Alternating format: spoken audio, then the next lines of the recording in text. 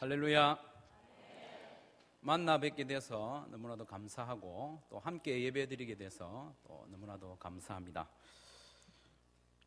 많이 긴장이 되었었는데 수료식 하는 걸 보면서 마음이 좀 많이 편해졌습니다. 그래도 여전히 긴장된 것은 마찬가지이기 때문에 기도하시면서 말씀을 들으시면 좋겠습니다. 지난 목요일은 예수님이 탄생하신 성탄절이었죠. 이 교회도 성탄절 맞았죠. 제가 어릴 때는요, 성탄절 당일보다는 하루 전날인 24일 밤이 참 기대가 되었었습니다. 왜냐하면 성탄 발표회가 있기 때문에 그랬습니다. 성탄 발표회를 24일 날 밤에 하는데 대체로 그 마지막 순서는 청년부에서 선곡을 준비해서 올리는 그런 순서가 있었습니다. 이 교회도 마찬가지겠지만 선곡을 할 때면 모두가 주인공이 되고 싶어하는 그런 마음이 있는가 봐요. 그런데 도저히 주인공을 욕심낼 수 없는 그런 누님이 한 분 있었는데 얼굴이 정말 동그랗고 크고 또 덩치도 너무 좋은 체대에 다니는 누님이 한 분 있었어요.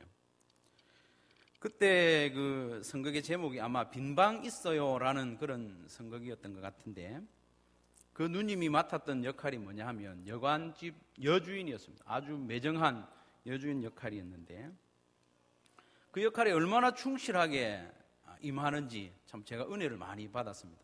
30년이 지났음에도 불구하고 그 장면이 선명하게 남아 있습니다. 마리아가 부른 배를 가지고 빈방 있는지 물어볼 때에 이 여주인이 그 억센 팔로 확 밀면서 방 없어요! 이렇게 하는 거죠. 근데 그 미는 모습이 제가 볼 때는 좀 감정이 좀 들어가 있었던 것 같아요. 자기는 주인공을 하지 못하는데 호리호리한 그 동생이 주인공을 하니까 확 그냥 밀어버린 것 같아요.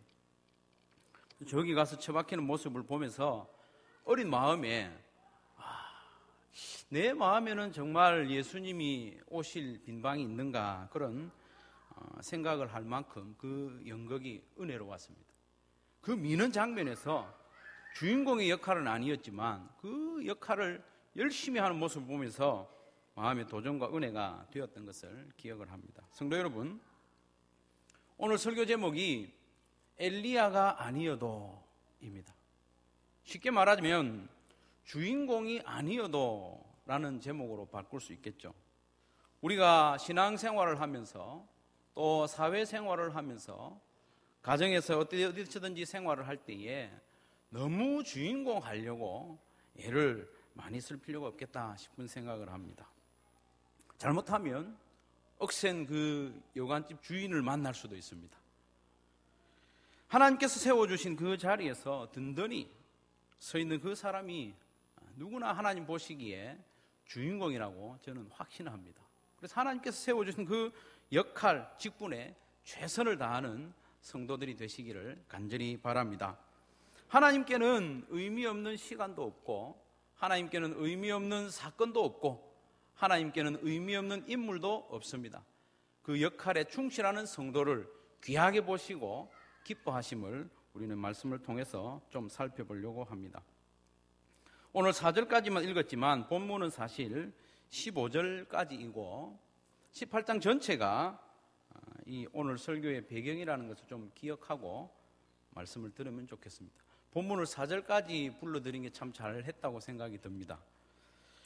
오늘 본문에 나오는 엘리야는 여러분 잘 아시다시피 참 위대한 선지자죠. 선지자 중에 선지자, 모든 선지자를 대표하는 그런 인물입니다. 그래서 예수님이 십자가를 앞두고 변화산상에서 기도하실 때 구약을 대표하는 두 인물이 나타나서 예수님과 별세하실 것에 대해서 말씀하셨죠. 율법을 대표하는 모세 그리고 선지자를 대표하는 엘리야가 그 두 사람이었습니다. 엘리야의 사역 가운데 가장 유명한 기록이 오늘 본문이 포함되어 있는 열왕기상 18장에 나옵니다. 여러분 아시는 대로 갈멜산에서 기도할 때에 불이 내리는 그런 기적들, 그리고 갈멜산 꼭대기에서 얼굴을 무릎 사이에 묻고 간절히 7번 기도했을 때 3년 동안 비가 오지 않았지만 하나님의 은혜로 비가 내리는 기적, 그것이 바로 또 열왕기상 18장에 기록이 되어 있습니다. 열왕기상 18장은 구성이 그렇습니다. 비를 내려주시겠다는 하나님의 약속으로 시작을 해서 그 약속이 성취되는 것으로 18장이 마치죠. 1절을 보시면 많은 날이 지나고 제3년에 여호와의 말씀이 엘리야에게 임하여 이르시되 너는 가서 아합에게 보이라. 내가 비를 지면에 내리리라. 1절에서 비를 내리겠다고 약속을 하셨죠. 45절에 보면 조금 후에 구름과 바람이 일어나서 하늘이 캄캄해지며 큰 비가 내리는지라 아합이 마차를 타고 이스라엘로 가니라고 했습니다.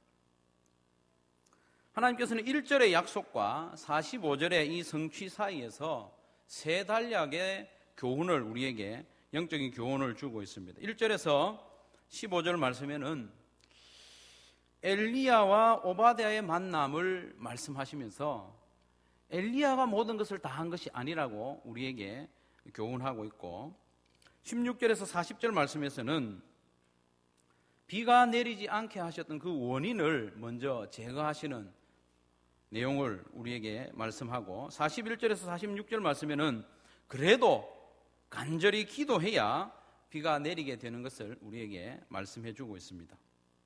하나님께서는 이미 비를 내려주시겠다고 약속하셨기 때문에 그냥 비를 내려주셔도 되죠. 내가 비를 내려주겠다 말씀하셨으니까 내려주셔도 됩니다. 그러나 우리 하나님께서는 지난 3년 동안 비를 내리지 않게 하셨던 그 이유, 그 원인을 먼저 제거하기를 원하셨죠. 그 내용이 16절에서 40절까지에 자세히 나옵니다. 비를 내려주시지 않았던 이유는 18절에서 밝히고 있는데 이는 여호와의 명령을 버렸고 당신이 바알들을 따랐음이라 했습니다. 아합이 그리고 백성들이 여호와를 버리고 바알을 따랐기 때문에 비를 내려주지 않았다는 것이죠.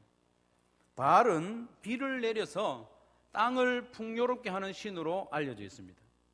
그래서 하나님께서는 바알을 섬기는 아합에게 말씀하시는 것과 같습니다.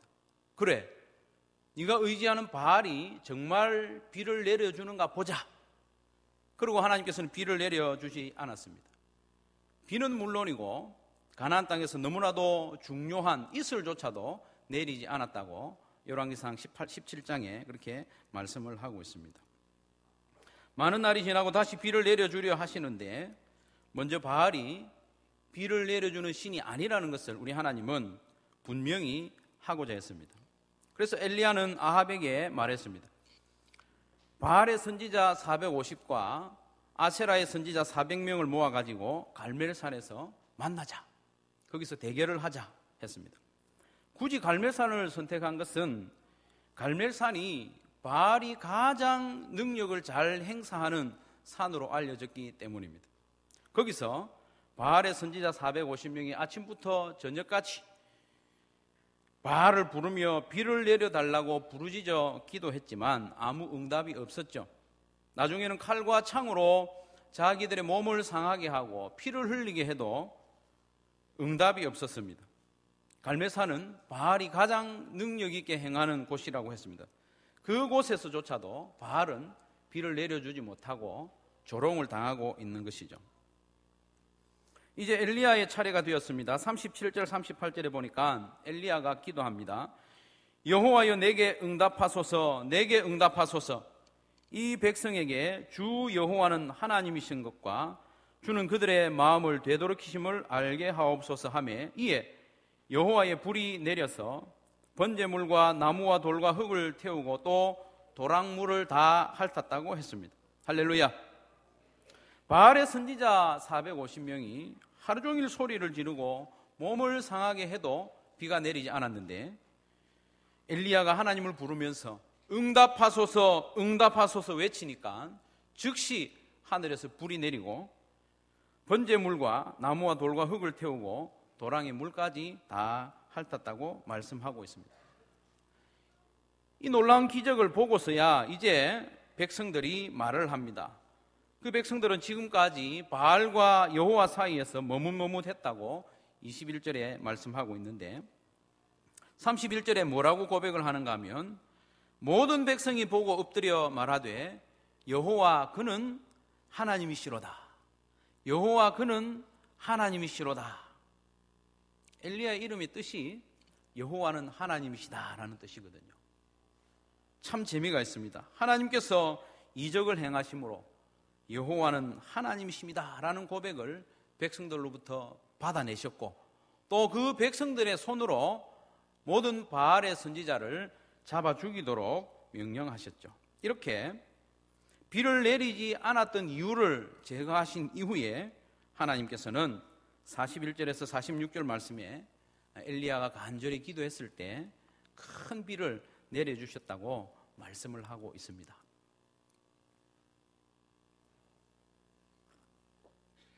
이처럼 16절에서 40절 그리고 41절에서 46절의 이 단락의 말씀들은 1절에서 말씀하셨던 비를 내려주시겠다는 그 약속과 그 성취 사이에 잘 어울리는 말씀입니다.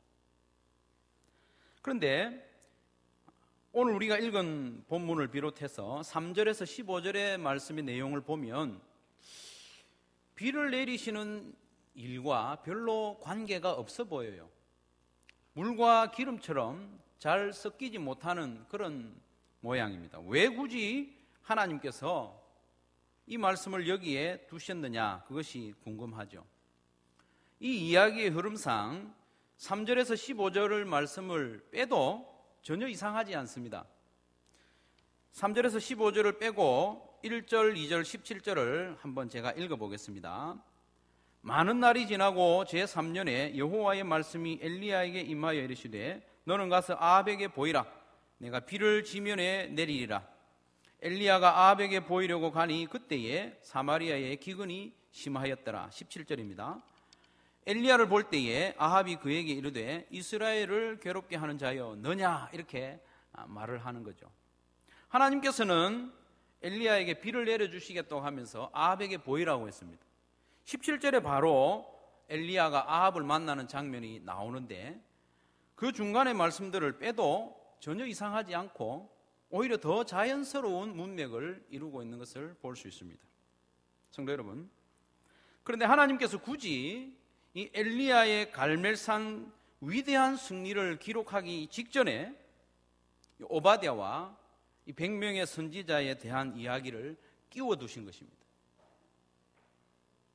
왜 그렇게 하셨을까요? 그 이유는 아주 단순합니다. 하나님은 엘리야와 같이 위대한 선지자만 주목하고 그 사람만 기뻐하는 분이 아니라는 것을 지금 말씀하고 있는 것입니다. 또한 엘리야 혼자 갈멜산에서 불을 내리게 하고 또 갈멜산에서 혼자 비를 내리게 한 것이 아님을 우리에게 말씀하고 있는 것입니다. 하나님께서는 오늘 본문에 나오는 오바댜와 백인의 선지자들도 참으로 귀하게 보시고 그들을 통해서도 일하셨음을 암시하고 있습니다. 그러면 오바댜는 어떤 사람입니까? 3절에 보니까 아합이 왕궁 맡은 자 오바댜를 불렀으니 이 오바댜는 여호와를 지극히 경외하는 자다고 했습니다. 참 신기한 말씀이죠. 오바댜는 여호와를 지극히 경외하는 자인데 또 바알을 숭배하는 그 아합의 신뢰를 한 몸에 받고 가장 측근으로 아합을 섬기고 있다는 것이죠. 그것이 가능하게 여겨집니까? 하나님은 그것이 가능하다고 우리에게 말씀하시는 것이죠.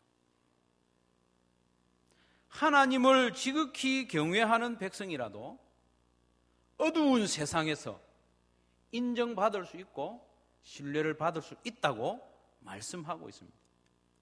이 말씀 앞에서 우리는 핑계할 말을 찾지 못하는 것이죠. 하나님, 세상이 그렇습니다. 세상이 어둡습니다. 신앙을 조금이라도 양보하지 않고는 살아갈 수 없습니다. 이렇게 말할 수 없도록 이 구절을 넣어두신 것 같아요. 오늘 핵심 주제와 조금 떨어져 있기 때문에 그만큼만 말씀을 드립니다. 성도 여러분, 바알을 숭배하고 여호와의 선지자를 무참하게 수백 명을 살해한 그 이세벨의 남편 아합에게 오바댜는 가장 가까이 붙어 있으면서도 철저하게 믿음을 지켰습니다. 그래서 하나님께서 그를 뭐라고 부르십니까? 여호와를 지극히 경외하는 자다.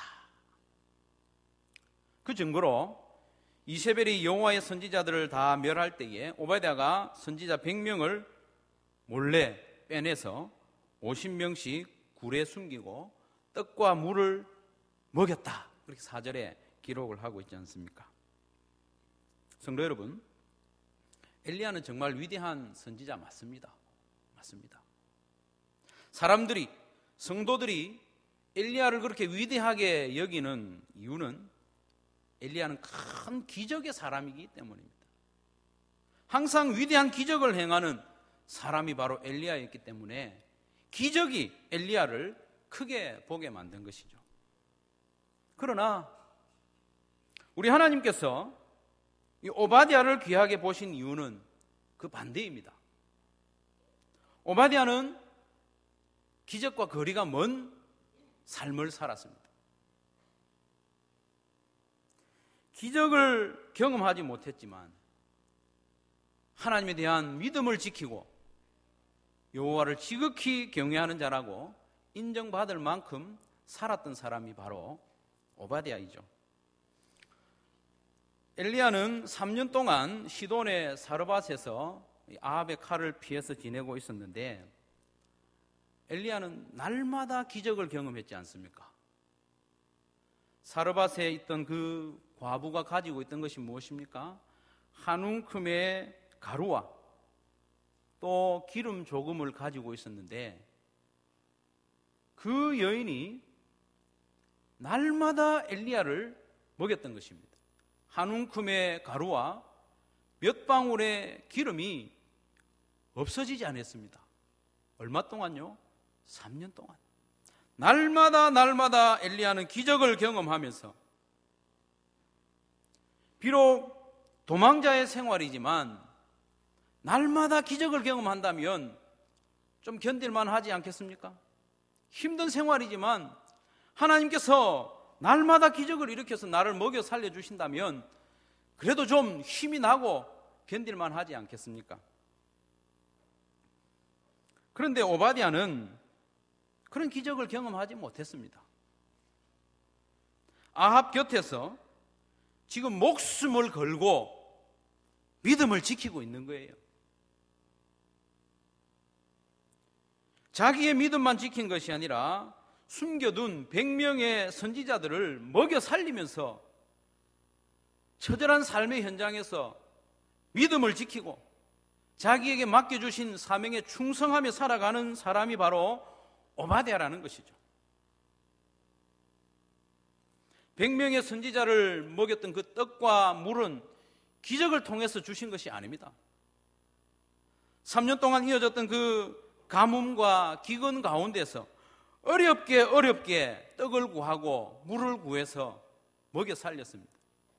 동굴 바깥에 있는 사람들조차도 먹을 것을 구하기 힘들고 마실 물을 구하기 힘든 그런 형편에서 오바댜는 힘써서 떡을 구하고 물을 구하는 그런 삶을 자그마치 3년 동안이나 지내온 것입니다.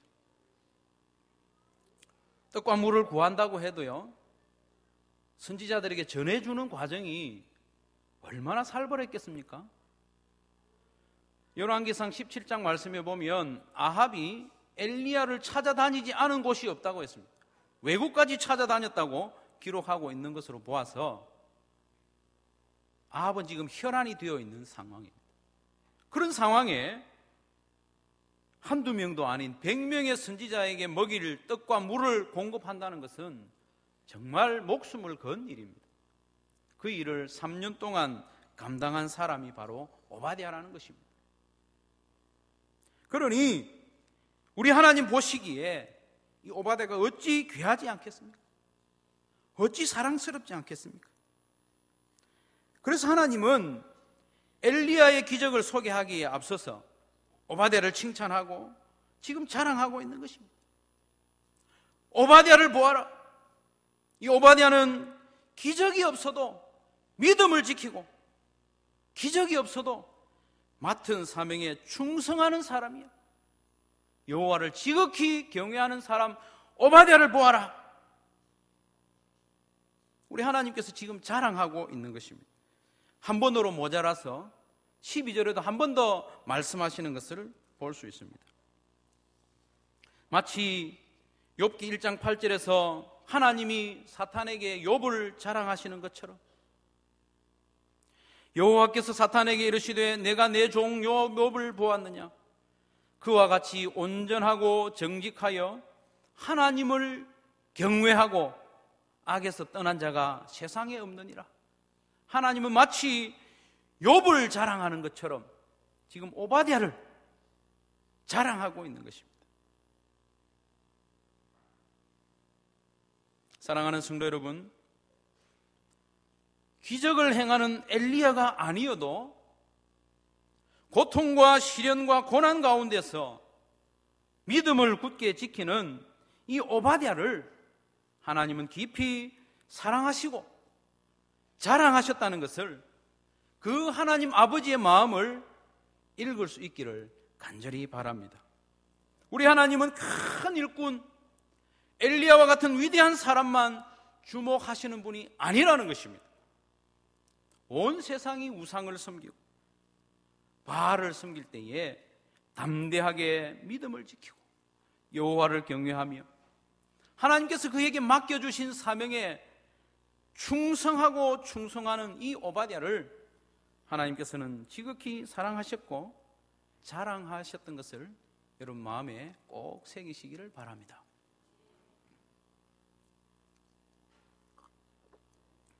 얼마 전에 신대원 동기들의 그 밴드에 가슴 아픈 사연이 올라왔어요. 시골 교회, 작은 교회를 담임하고 있는 동기 목사님이 올린 글인데, 여러분 12월 초가 얼마나 추웠습니까? 갑자기 추워졌던 그런 기억이 생생한데요. 이렇게 글을 올렸어요. 예배당도 너무 춥고 사택도 너무 춥습니다. 죄송하지만 누가 좀 도와주시면 안 되겠습니까? 그런 글을 올린 거예요.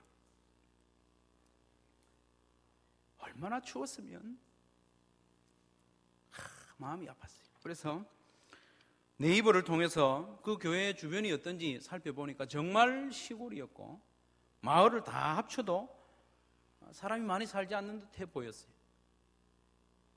그 시골 합천 골짜기에서 미자립교회를 지키며 몇몇 성도들을 포기하지 않고 충성스럽게 섬기며 목회하는 그 목사님, 우리 하나님께서 참으로 귀하게 보셨을 줄로 믿습니다.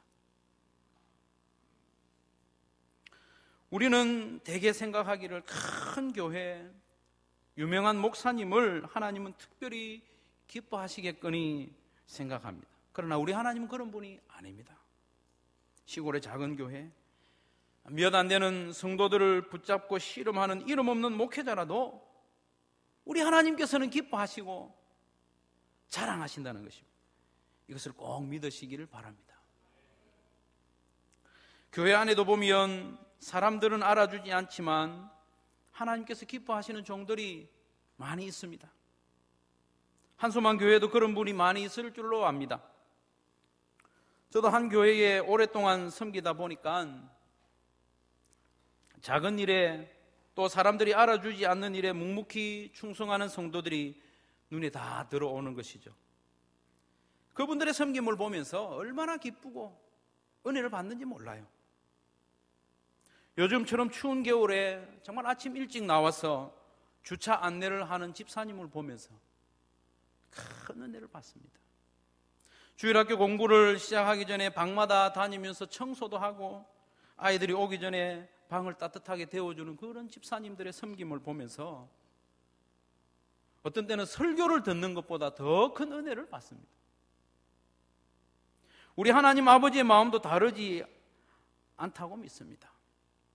그러니 성도 여러분, 우리는 너무 내가 나서서 스스로 엘리야처럼 되려고 할 필요가 없는 것이죠. 엘리야처럼 위대한 기적을 행하고 그런 그 경험을 하지 못해도 우리의 삶의 현장에서 꿋꿋하게 믿음을 지키고 나에게 맡겨주신 작은 사명에 충성하면 그들 다 하나님께서 주목하시고 기뻐하시는 것입니다. 또한 하나님께서 오바댜와 백인의 선지자들을 갈멜산 대결 바로 앞에 소개하신 것은 저들의 기도가 하늘에서 불이 내려오는데 결정적인 역할을 했다고 말씀하시는 것입니다. 여호와를 지극히 경외하는 오바댜는 힘써 기도했습니다. 굴에서 숨어 지내는 선지자들도 합심하여 간절하게 기도했습니다. 3년 동안 기도했습니다. 하나님, 이스라엘의 은혜를 베풀어 주시고 우상을 섬기는 이스라엘을 회복시켜 주시옵소서. 비를 내려 주시옵소서. 3년 동안 간절하게 기도했습니다. 그리고 갈멜산에서 엘리야가 바알의 선지자들과 대결한다는 소식을 전해 들었을 때는 더욱 힘써 기도했습니다. 그러나 사실 저들의 기도는 엘리야의 기도와 비교해서 참 초라합니다. 엘리야는 기도하기만 하면 즉시 응답되는데 이들은 간절히 기도했지만 그 기도 응답이 너무 더딘 것이죠. 엘리야는 기도했더니 죽었던 사람도 살아났습니다. 엘리야는 기도했더니 하늘에서 불이 내려, 엘리야가 기도했더니 3년 동안 비가 내리지 않던 하늘에서 큰 비가 내리는 기적이 일어났지 않습니까? 그러나 저들은 간절히 기도해도 응답이 더디고 이세벨의 칼에 죽어가는 수많은 선지자들, 그것을 넉넉히 바라보아야만 하는 그런 안타까운 형편에 있었던 것이 사실입니다. 성도 여러분, 그래도 오바댜와 선지자들은 인내하며 기도했습니다. 그랬더니 마침내 그 기도가 응답되었는데 엘리야를 통해서 응답된 것이죠. 성도 여러분, 엘리야는 결코 혼자서 갈멜산의 대결을 한 것이 아닙니다. 동굴 속에 숨어서 기도하는 백인의 기도가 후원이 있었습니다. 많은 성경학자들이 백인의 선지자가 숨어 있었던 곳은 바로 갈멜산이었다고 그렇게 증언을 합니다. 왜냐하면 그 주변에 그만큼 높은 산도 없고 숲이 우거진 산이 없기 때문에 그렇게 짐작을 하는 것입니다. 그리고 엘리야가 바알의 본거지인 시돈에 숨어 있었던 것처럼 이 백인의 선지자들도 바알이 가장 크게 능력을 행사하는 갈멜산에 숨어 있었을 것이라고 그렇게 짐작들을 하는 것이죠. 성도 여러분, 이 오바댜와 엘리야의 숨은 기도는 결코 헛되지 않았습니다. 하나님께서 갚아주셨습니다. 어느 교회든지 숨은 기도자가 있고 인내하며 기도하는 종들이, 그런 보배 같은 종들이 있습니다. 어느 교회든지 그런 종들을 통해서 하나님은 역사하시고 교회를 이끌어 가시는 것이죠. 언제나 앞장서서 나서는 사람, 그 사람을 통해서 하시는 것이 아니라 그분도 사용하시고 또 뒤에서 묵묵히 기도하는 종들을 사용하시는 줄로 여러분 믿으시기를 바랍니다.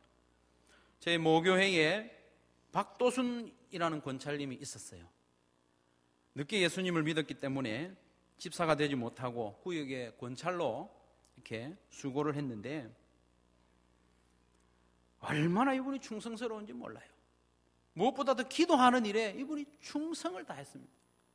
자원에서 새벽 기도할 때 종을 치고 또 기도로 섬기는 그 일을 오랫동안 감당했죠. 여름 같으면 종 치는 게 어렵지 않습니다. 그러나 요즘처럼 추운 겨울이 되면 그 마룻바닥에 일찍 나와서 엎드려 기도하다가 본인이 시계가 없으니까 예배당 뒤에 있는 벽시계에 가서 몇 시나 됐는가 보고 시간이 멀었으면 또 와서 기도하다가 시간이 되면 또 종을 치고 또 기도하고 그렇게 기도로 섬겼습니다.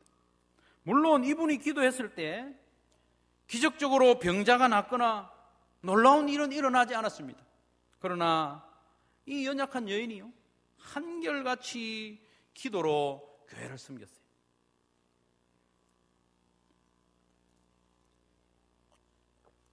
그러던 중에 한 번은 교회에서 가족창 대회를 했는데, 이분은 혼자서 신앙생활을 하기 때문에 꼭 참여를 안 해도 돼요. 근데 굳이 참여를 하겠다는 것이죠. 혼자서 부르겠다는 것입니다. 그래서 나와서 부른 찬송이 지금의 450장인데 내 평생 소원 이것뿐.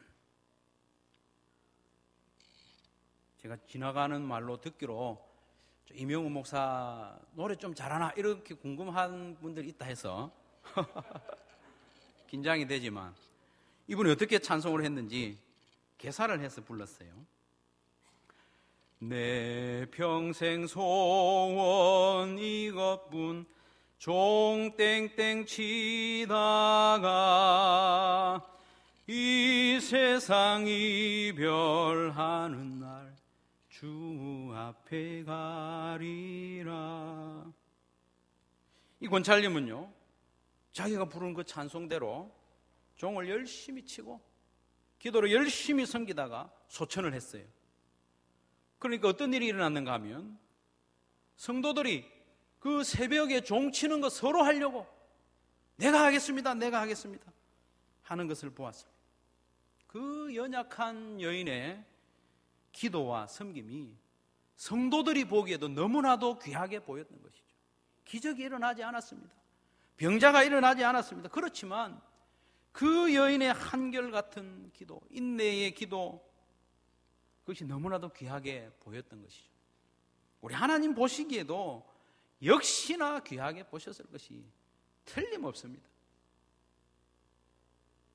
사랑하는 성도 여러분, 말씀을 정리하고자 합니다. 엘리야가 아니어도 됩니다. 아니, 하나님께서 엘리야로 부르시면 거기에 순종하면 됩니다. 그러나 하나님께서 엘리야로 부르지 않았는데, 중심에 세우지 않았는데 굳이 주인공을 하겠다고 애를 쓸 필요는 없다는 것이죠.